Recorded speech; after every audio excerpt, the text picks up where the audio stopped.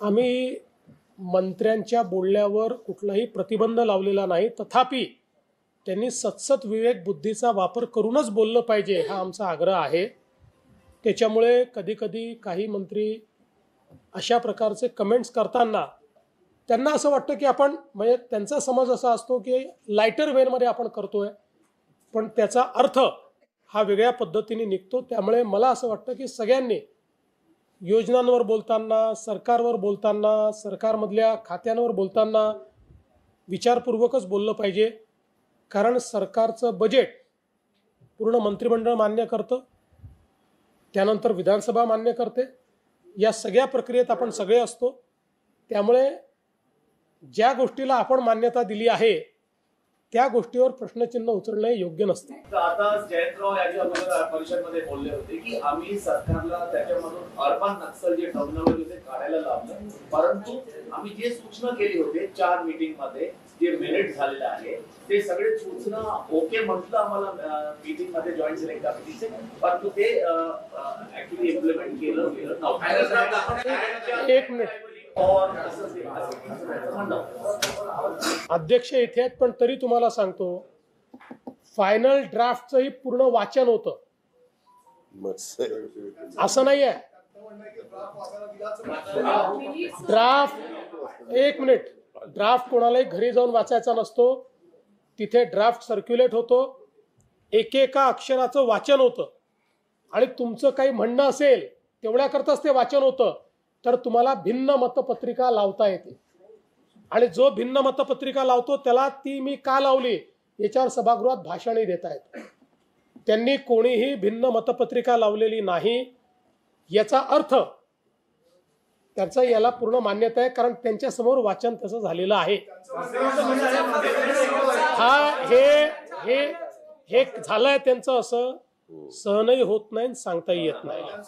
त्यांच्या हे लक्षात आलेलं आहे की त्यांच्या समोर जेव्हा पूर्ण मांडलं गेलं आक्षेपार्ह नव्हतंच, त्यामुळे त्यांना आक्षेप घेताच आला नाही आणि आता त्यांच्या पक्षाची भूमिका बदललेली आहे। याच्यावर असं आहे की 12,500 हरकती आल्या होत्या, हरकती जेव्हा सुटल्या त्याच्यामधल्या 9,500 एवढ्या नको म्हणून म्हणजे त्या बिलाला विरोध करणाऱ्या होत्या, त्याचा विचार केला गेला नाही, हे पण चुकीचं आहे असं आता निवेदनात तेही सांगतो। ते निवेदनात काय सत्य तुम्हाला सांगतो, ते खोटं बोलताय।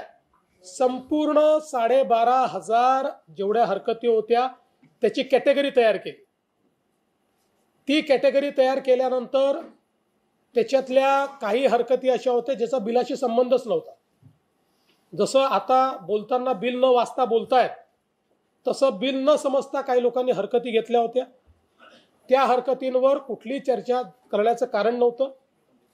बिलाच्या क्लॉज संदर्भातल्या ज्या हरकती होत्या त्याची कॅटेगरी तयार केली, त्याच्यावरही चर्चा झाली, त्यातल्या काही हरकती विरोधी पक्षाने देखील मांडल्या, त्याचा समावेश करण्यात आला, काही हरकती कमिटीने मान्य केल्या नाहीत, पण सगळ्या हरकती त्या ठिकाणी विचारात घेण्यात आल्या। असं आहे की योग्य वेळी त्याचा निर्णय आम्ही करू, पण पालकमंत्री नसल्यामुळे कोणाचंही काम आम्ही रखडवलेलं नाही। त्या संदर्भात तिघांनी मिळून डीपीडीसीचा निर्णय घेतलेला आहे, फंड्सचं वाटप केलेलं आहे, समित्यांच्या संदर्भातले निर्णय घेतलेले आहेत, मात्र पालकमंत्री दिला पाहिजे तो योग्य वेळ देऊ।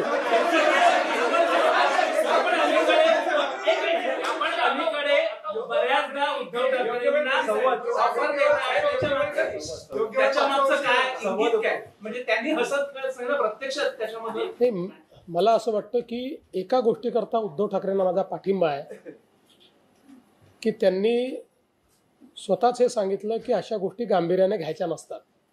असं आहे, तुम्ही अलीकडच्या काळात सगळे या ठिकाणी तक्रार करता की विधानमंडळाचं कामकाज पूर्वीसारखं होत नाही। कसं पूर्वीसारखं होईल? आम्ही खेळीमेळीच्या वातावरणामध्ये गमती जमती केल्या, मजाक केली तरी त्याची हेडलाईन करता। आता तुम्हालाही माहिती आहे, त्यांनाही माहिती आहे आणि जगाला माहिती आहे की त्या ठिकाणी मी काय बोललो। मी हेच सांगितलं की 2029 पर्यंत मी तर तिकडे येण्याचं काही कारण नाही. तुमचा विचार असेल तर पाहू. याचा अर्थ काय आहे? याला काय ऑफर म्हणतात? त्यामुळे मला असं वाटतं की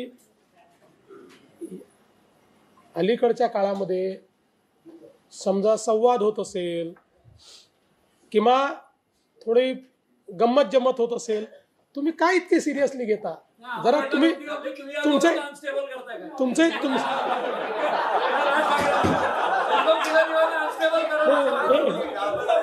तुम्ही आमची काळजी करायचं काही कारण नाही. आम्ही आमचे खंबीर आहोत.